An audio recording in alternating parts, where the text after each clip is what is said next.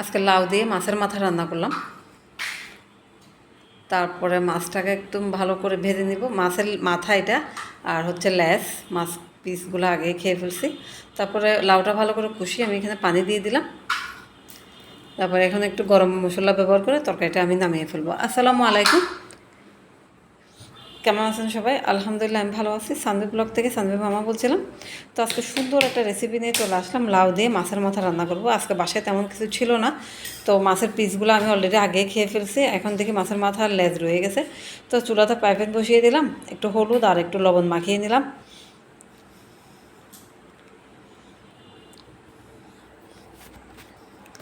তারপর ভালো করে মাখিয়ে আমি এটা তেলের মধ্যে পাইপেনের উপর দিয়ে দেবো। আমি অলরেডি তেল আমার পাইপেনের ছিল, সেজন্য আর দিই নাই।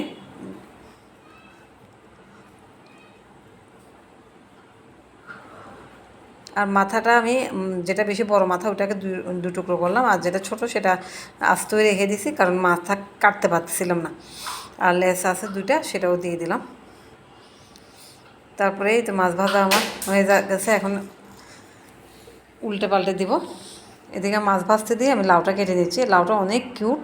সকালে গিয়ে আমি একদম ফ্রেশ ফ্রেশ এটাকে কিনে নিয়ে আসছি, দেখে খুবই ভালো লাগতেছে।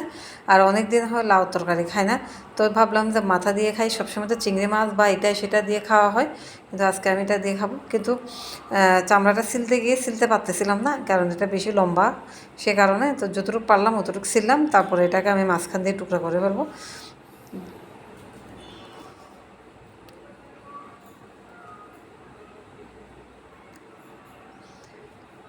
তারপর এটাকে কেটে বাকি চামড়াগুলো আমি ছিলে নিচ্ছি।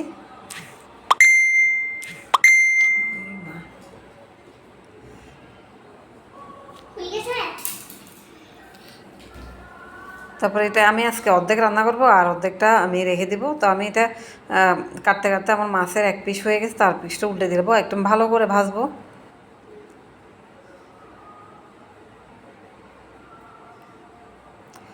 তো আমার উল্টানো হয়ে গেছে। এখন আমি এক গোল গোল করে কেটে নেব, কেটে একদম ছোটো ছোটো টুকরা করব। লাউ তো সবসময় বড় বড় সাইজেরই খাই, তো আজকে আমি এটাকে ছোটো টুকরা করে খাবো।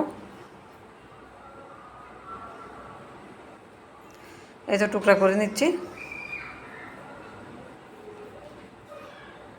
আর অর্ধেক লাউ বা কতটুকু হবে, তারপরও আমি আমি একা খাবো, সেই জন্য।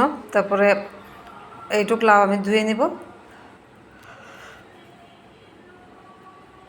চুলার মধ্যে কড়াই বসাই দিয়েছি, তো কড়াই গরম হতে হতে আমি লাউটা ধুয়ে ফেললাম। তেল অলরেডি গরম হয়ে গেছে। এখন আমি থেতো করা রসুন, পেঁয়াজ আর হচ্ছে কাঁচামরিচটা দিয়ে দিব। আমি বেশি একটা মশলা ব্যবহার করতেছি না, কারণ সবসময় সব কিছুতে মশলা কেন জানি ভালো লাগে না। একটু হলুদের গুঁড়া দিলাম, একটু মশলার গুঁড়া দিলাম, আর হচ্ছে একটু মাছের মশলা দিলাম। কোনো ধরনের গুঁড়া মরিচ ব্যবহার করি না এখানে। আমি লবণ দিয়ে দিলাম, দিয়ে ভালো করে এটাকে মশলাটাকে কষিয়ে নিব। একটু পানি দিয়ে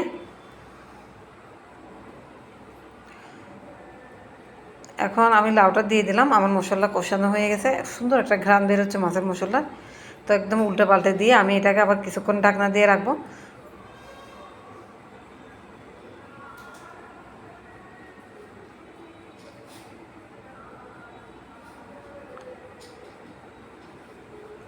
তারপরে এখন এখানে আমি ঝোল দিয়ে দিলাম, ঝোল দিয়ে আমি ঢাকনা দিয়ে দিলাম। তারপর আমার তরকারিটা যখন সিদ্ধ হয়ে গেছে, আমি এখানে মাছের মাথাগুলো দিয়ে দিচ্ছি। আর মাথাটাকে এমনভাবে ভাজছি, মাছ এমনিতে খাওয়া যাবে।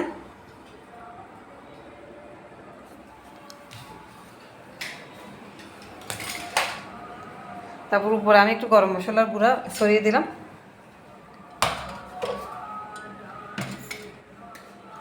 এই আমার তরকারিটা হয়ে গেছে, দেখতে অনেক লোভনীয়। আপনারা যারা মাথা দিয়ে খান নাই লাউ, একবার হলো ট্রাই করবেন। আসলে অসম্ভব মজা হয়েছে। আমি এর আগেও একবার খেয়েছিলাম, এখনও একবার। ভালো থাকবেন, আল্লাহ হাফেজ, বাই বাই, টাটা।